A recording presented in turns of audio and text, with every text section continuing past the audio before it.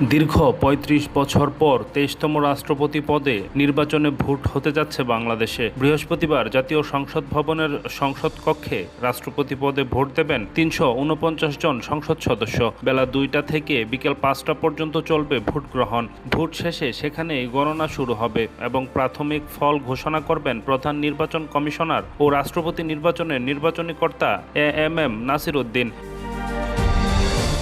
রাষ্ট্রপতি পদে প্রতিদ্বন্দ্বিতা করছেন বিএনপির প্রার্থী মির্জা ফখরুল ইসলাম আলমগীর এবং জামায়াত সহ ১১ দলীয় ঐক্যের কর্নেল অলি আহমেদ বীর বিক্রম। নির্ধারিত সময়ের মধ্যে দুই প্রার্থীর কেউই প্রার্থিতা প্রত্যাহার না করায় এবার হচ্ছে ভোটের লড়াই।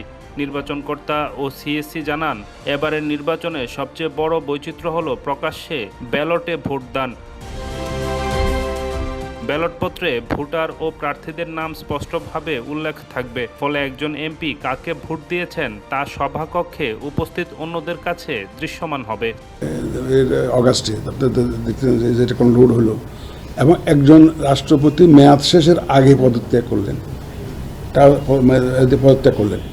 সুতরাং এখানে কে রাষ্ট্রপতি হবেন, এখানে এইটা একটা সবার একটা আগ্রহের কেন্দ্রবিন্দুতে আছে। তো ওখানে নির্বাচন চলাকালীন আমাদের উপস্থিতিতে কেউ প্রচারণা করতে পারবে না। ওখানে আগামীকালকে সবাই আমরা ১:৩০টার মধ্যে এখানে উপস্থিত হবো ইনশাআল্লাহ।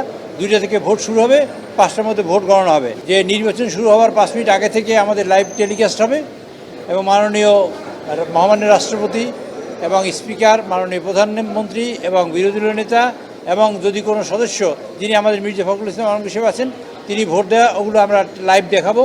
তারপর সব রেকর্ড করা হবে।